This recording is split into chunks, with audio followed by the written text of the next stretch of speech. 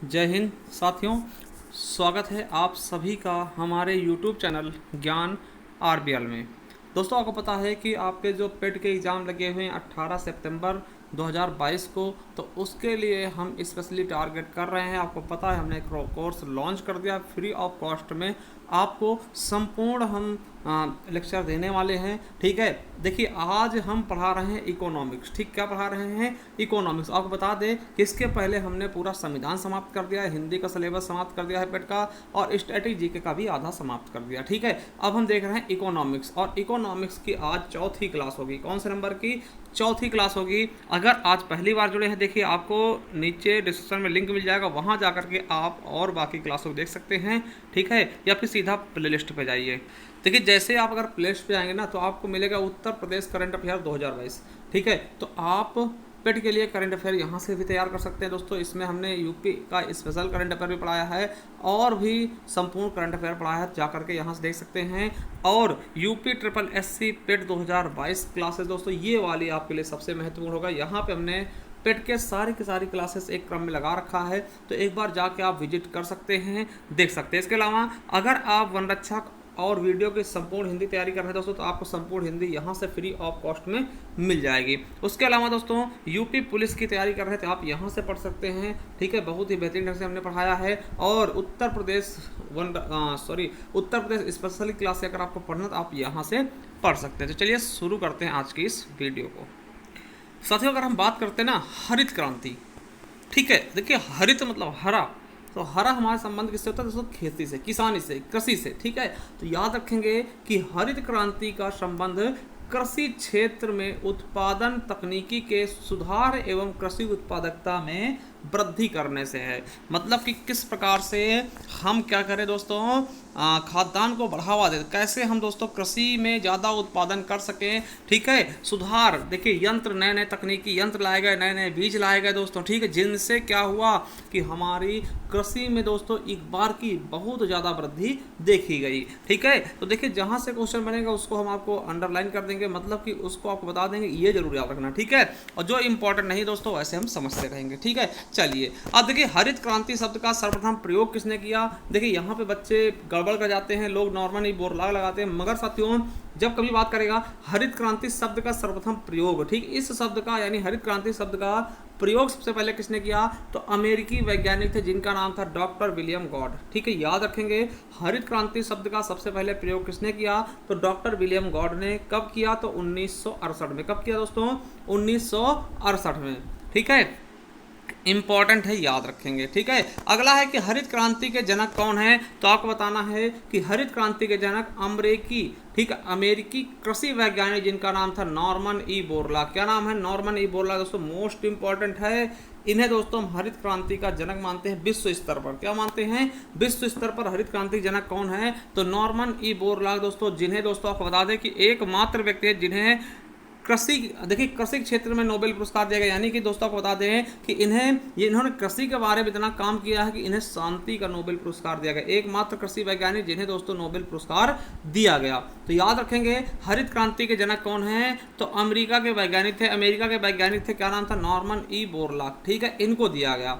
हालांकि दोस्तों इनका जो कार्य क्षेत्र था वो अमेरिका नहीं था, परंतु ये अमेरिका के जन्मे थे। ठीक है, और इन्हें शांति का नोबेल पुरस्कार भी दिया गया। अब देखिए बात करते हैं अगर भारत में, देखिए विश्व स्तर पे कौन है? तो विश्व स्तर पे कौन है दोस्तों? हरित क्रांति जनक कौन है? Norman E Borlaug. और भारत में कौन है? तो याद रखेंगे कि भारत में हरित क्रांति के जनक कौन है? तो M S Swaminathan, doctor M S Swaminathan ji Bharat में हरित क्रांति के जनक है। इन्होंने दोस्तों भारत में हरित क्रांति को एक नया आयाम दिया था। ठीक है, याद रखेंगे। अगला है, देखिए इस क्रांति की आधारशिला वर्ष 1950 में मैक्सिको के रॉकफेलर फाउंडेशन के वैज्ञानिकों द्वारा रखा गया था। ठीक है, किसके द्वारा दोस्तों? 1950 में मैक्सिको आप जानते होंगे, वहां के रॉकफेलर फाउंडेशन के वैज्ञानिकों द्वारा रखी गई थी, जिसमें दोस्तों जिसने क्या किया? गेहूं की अधिक उपज वाली तथा अधिक रोग प्रतिरोधी बौनी किस्में विकसित की। मतलब कि गेहूं की छोटे छोटे जो पौधों वाली, ठीक है, एकदम बौने किस्म की, जिसमें रोग प्रतिरोधी क्षमता हो दोस्तों, मतलब वो ज़्यादा बीमार ना हो, वैसे गेहूं के बीजों के दोस्तों इन्होंने क्या किया? विकसित किया। किसमें विकसित किया? कि छोटे हों और इसमें रोग कोई सा भी ना पकड़े। ठीक है, चलिए आगे देखते हैं कि इस क्रांति की विधि में दोस्तों HYV यानी कि हाई एल्डिंग वेराइटीज दोस्तों, ठीक है, हाई एल्ड वेराइटीज बीजों का प्रयोग हुआ दोस्तों। ये क्वेश्चन आपके यूपीएसआई में पूछा गया था 2021 में कि हरित क्रांति में कैसे बीजों का प्रयोग हुआ, तो HYV बीजों का प्रयोग हुआ है, ठीक है। तो इसको भी आप याद कर लेंगे, इंपॉर्टेंट है। चलिए अगला है कि 1960 में रॉकफेलर फाउंडेशन द्वारा अंतरराष्ट्रीय चावल अनुसंधान संस्थान मनीला।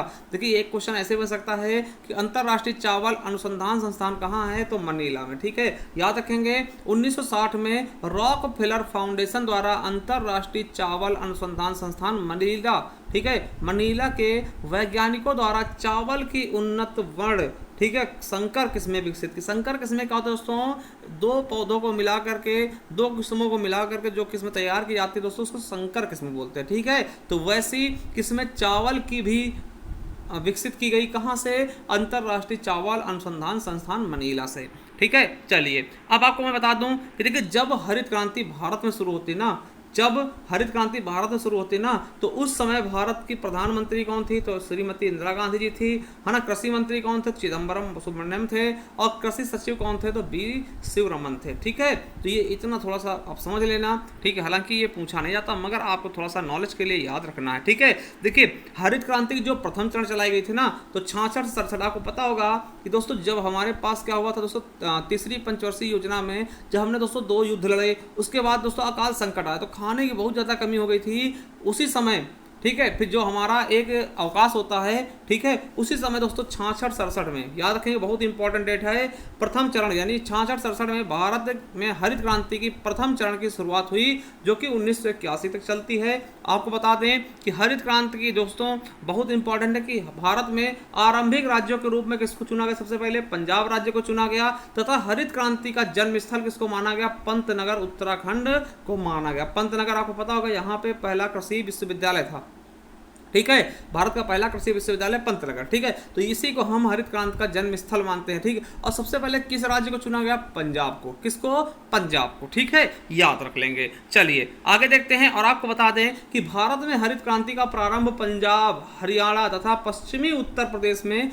गेहूं की खेती में उन्नत बीजों के साथ शुरू हुआ था। यानी कि सबसे पहले दोस्तों पंजाब, हरियाणा और पश्चिमी उत्तर प्रदेश के कुछ जिले इसमें शामिल किए गए, जहां पर दोस्तों गेहूं की अच्छी किस्मों वाले बीजों का प्रयोग करके देखा गया, ठीक है। चलिए अब दोस्तों दूसरा चरण आपको बता दें तो हरित क्रांति का दूसरा चरण दोस्तों 1981 से 95 तक चला है, तथा 1983 में इसमें चावल को भी शामिल कर लिया गया। यानी जो दूसरा चरण था ना, इसमें चावल को भी शामिल किया गया।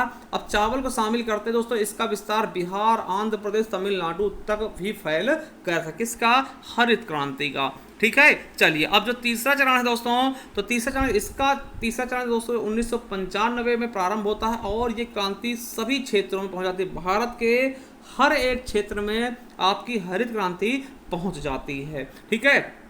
चलिए अब देखिए हरित क्रांति में प्रयुक्त प्रथम फसल आपसे पूछे, बहुत इंपॉर्टेंट दोस्तों, आपसे पूछा जा सकता है कि हरित क्रांति में प्रयुक्त प्रथम फसल कौन सा है, तो मैक्सिकन गेहूं है। कौन सा है, तो मैक्सिकन गेहूं हरित क्रांति में प्रयुक्त होने वाला पहला फसल है, ठीक है। चलिए जिससे बोरलाग ने दोस्तों मैक्सिको स्थित दोस्तों अंतरराष्ट्रीय मक्का एवं गेहूं संवर्धन केंद्र में से मंगाया था। याद रखेंगे आपसे पूछ सकता है अंतरराष्ट्रीय मक्का एवं गेहूं संवर्धन केंद्र कहाँ है, तो ये भी मैक्सिको में है, ठीक है। और हरित क्रांति में प्रयुक्त होने वाला पहली फसल कौन सी है, तो मैक्सिकन गेहूं है, ठीक है। और आपको बता दें कि भारत में हरित क्रांति के फलस्वरूप गेहूं का प्रति एकड़ 2000 किलोग्राम रिकॉर्ड उत्पादन दोस्तों लगभग 3 से 4 गुना उत्पादन अधिक होने लगा, ठीक है। ये चीज़ें आपको बिल्कुल अच्छे समझ लेना है कि बहुत ज़्यादा पैदावार संभव हो सका गेहूं में। चलिए अब दोस्तों हम जो नॉर्मन बोरलाग हैं यानी विश्व स्तर पर हरित क्रांति के जनक, इनके बारे में थोड़ा सा बताते हैं आपको। देखिए इनका जन्म कहाँ हुआ था, तो 25 मार्च 1914 को अमेरिका के आईओवा प्रांत में, ठीक है। और आपसे पूछेगा कि नॉर्मन बोरलाग का कार्य क्षेत्र कहाँ था, ठीक है, कर्म स्थल कहाँ है, तो मैक्सिको में। दोस्तों इन्हें हरित क्रांति का जनक कहते हैं विश्व स्तर पे, ठीक है। हरित क्रांति का जनक क्या कहते हैं, इनको विश्व स्तर पे कहते हैं, ठीक है।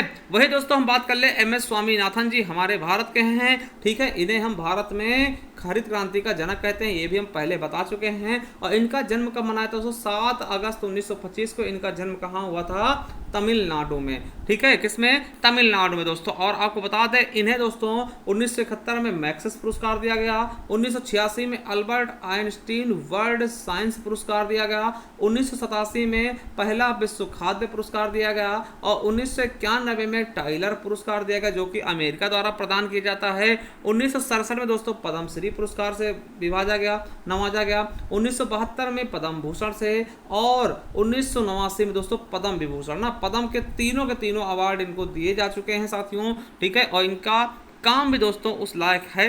ठीक है, चलिए अगला दोस्तों ये क्वेश्चन भी याद रखेंगे, यूपीएसआई में पूछा गया कि खाद्य एवं कृषि संगठन का मुख्यालय कहाँ है? तो खाद्य एवं कृषि संगठन का मुख्यालय कहाँ है साथियों? तो रोम। ठीक है, रोम में। याद रखेंगे, ये आपके यूपीएसआई में पूछा गया तो याद रख लेंगे खाद्य एवं कृषि संगठन यानी कि FAO। ठीक है, इसका मुख्यालय कहाँ है? तो रोम में है। चलिए अब कुछ क्वेश्चन आपके लिए मैं लेकर के आया हूँ दोस्तों। देखिए पहला है क्वेश्चन कि भारत में हरित क्रांति द्वारा चावल व गेहूं की खेती के लिए किस तरह की बीज प्रचलन में लाए गए? पहला ऑप्शन है GM बीज, दूसरा है पारंपरिक बीज, तीसरा है HYV बीज और दोस्तों चौथा है क्विनोवा के बीज। दोस्तों यूपीएसआई 2021 का क्वेश्चन है, इसको आपको बताना है दोस्तों। तो इसका सही आंसर क्या होगा इसका आप कमेंट बॉक्स में करिएगा। और एक क्वेश्चन आपके लिए ये भी है कि हरित क्रांति के जनक कौन माने जाते हैं दोस्तों? भारत में। ठीक है, भारत में हरित क्रांति के जनक कौन है? तो 2 क्वेश्चन आपसे पूछेंगे, आपको कमेंट बॉक्स में कमेंट करके बताना है। और कैसी लगी वीडियो आप ये भी बताइएगा। और ये हमारा टेलीग्राम चैनल, इसको ज्वाइन कर लीजिएगा, यहाँ आपको PDF भी मिलते रहेंगे। एक बार आप अवश्य जाइए दोस्तों, ये आपको मिल जाएगा UPSSC पेड 2022 क्लासेस के नाम से संपूर्ण कोर्स। यहाँ जाकर के आप फ्री ऑफ कॉस्ट में बेहतरीन से बेहतरीन दोस्तों मटेरियल आप पा सकते हैं, बहुत अच्छे से अपनी तैयारी को मजबूत कर सकते हैं। चलिए दोस्तों, thank you, bye bye, good bye.